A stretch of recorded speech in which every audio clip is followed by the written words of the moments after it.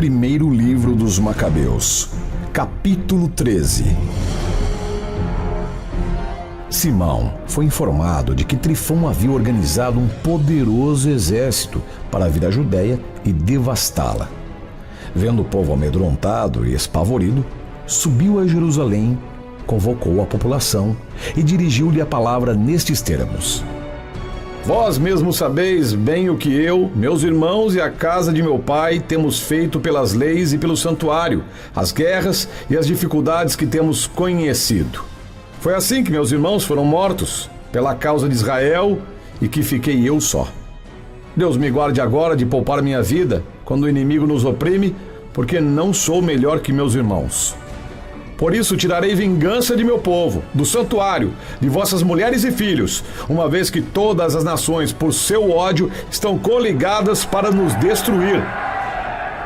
A essas palavras os ânimos inflamaram-se, e todos responderam gritando: Tu és o nosso chefe em lugar de Judas e de Jonatas, teu irmão. Combate por nós e nós faremos tudo o que disseres. Então Simão reuniu todos os que podiam lutar, apressou-se em terminar os muros de Jerusalém e fortificou o recinto. Enviou Jonatas, filho de Absalão, com consideráveis tropas a Jope. Jonatas expulsou seus habitantes e instalou-se em seu lugar. Todavia Trifão saiu de Ptolemaida com um numeroso exército e se dirigiu à Judéia. Trouxe consigo Jonatas prisioneiro. Simão acampou em Adida, defronte à planície. Informado de que Simão havia ocupado o lugar de seu irmão Jonatas e se aprontava para combatê-lo, Trifão enviou-lhe mensageiros para dizer-lhe: Guardamos teu irmão por causa do dinheiro que ele deve ao tesouro real em vista das funções que exercia. Envia, pois, agora 100 talentos e, para que, uma vez livre, não abandone nossa causa, manda também 2 de seus filhos como reféns e nós o deixaremos ir. Simão percebeu que essas palavras eram falazes, mas mandou buscar o dinheiro e os filhos, com receio de cair na hostilidade do povo, que poderia dizer: Foi porque eu não mandei o dinheiro e os filhos que o mataram. Remeteu, pois, o dinheiro e os filhos, mas Trifão quebrou a palavra e não libertou Jonatas. Depois, pôs-se a caminho para entrar na Judéia e devastá-la, fazendo um rodeio pelo caminho que conduz a Adora. Mas Simão se apresentava diante dele por toda parte aonde ele ia. Por seu lado, os ocupantes da cidadela enviaram a Trifão mensageiro, pedindo-lhe que se apressasse a ir ter com eles pelo deserto e lhes fornecesse víveres. Trifão aprontou sua cavalaria para partir naquela mesma noite, mas havia ali muita neve e ele não pôde encetar o caminho. Partiu, todavia, e foi à região de Galaade. Quando chegou perto de Bascama, matou Jonatas e o sepultou. Em seguida, retrocedeu e voltou à sua terra. Simão mandou recolher os restos de seu irmão Jonatas e o sepultou em Modim, cidade de seus pais. E todo Israel chorou abundantemente e conservou o luto durante muitos dias. Sobre o túmulo de seu pai e de seus irmãos, Simão edificou um monumento grandioso com pedras polidas, na frente e por trás. Ergueu ali 7 pirâmides, uma diante da outra, para seu pai, sua mãe e seus 4 irmãos. Colocou nelas ornamentos e cercou-as com altas colunas, sobre as quais, para a eterna lembrança, colocou muitas armas, e junto a estas, navios esculpidos que podiam ser vistos por todos os que se achavam no mar. Tal foi a sepultura que ele construiu em Modim e que existe ainda hoje. Trifão, que servia o jovem rei Antíoco, com duplicidade, mandou assassiná-lo. Reinou em seu lugar e usurpou o diadema da Ásia. Ele causou muito mal ao país.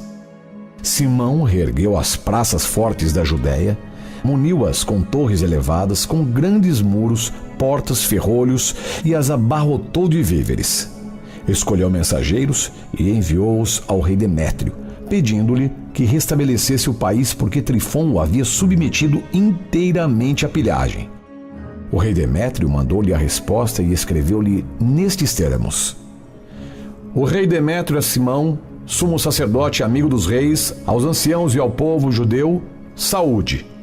Recebemos a coroa de ouro e a palma que nos enviastes, e estamos dispostos a concluir convosco uma paz sólida, bem como a escrever aos funcionários que vos dispensem dos impostos. Tudo o que foi decidido em vosso favor está confirmado, e as fortalezas que construístes são vossas. Nós vos perdoamos todos os erros e as faltas cometidas até o dia de hoje. Renunciamos à coroa que nos devieis, e se existem ainda em Jerusalém outras dívidas a pagar, não se paguem mais. Finalmente, se existem entre vós alguns que sejam aptos a se alistarem em nossa guarda, que eles o sejam e que a paz reine entre vós. Foi no ano 170 que o jugo dos gentios foi afastado de Israel e que o povo começou a datar os atos e os contratos do primeiro ano de Simão, sumo sacerdote, chefe do exército e governador dos judeus. Nessa época, Simão veio acampar diante de Gazara, a qual cercou. Construiu uma máquina, levou-a contra a cidade, atacou uma torre e apoderou-se dela. Da máquina, os soldados lançaram-se na cidade, causando ali uma grande confusão, de modo que os habitantes, com suas mulheres e seus filhos, apareceram sobre os muros, rasgaram suas vestes e pediram com altos brados a Simão que os poupasse. E eles diziam: não nos trate conforme nossas maldades, mas segundo a tua misericórdia. Simão perdoou-os e não prosseguiu o combate. Não obstante, expulsou-os da cidade e mandou purificar todas as habitações onde se achavam os ídolos. Em seguida, fez sua entrada ao som de hinos e de cânticos de louvor. Fez desaparecer ali toda a impureza e trouxe de volta os habitantes fiéis à lei. Fortificou-a e construiu para si mesmo uma morada. Os ocupantes da cidadela de Jerusalém, que não podiam sair para ir à cidade comprar e vender, achavam-se numa grande miséria, e um bom número deles morreu de fome. Suplicaram a Simão para que eles lhe estendesse a mão.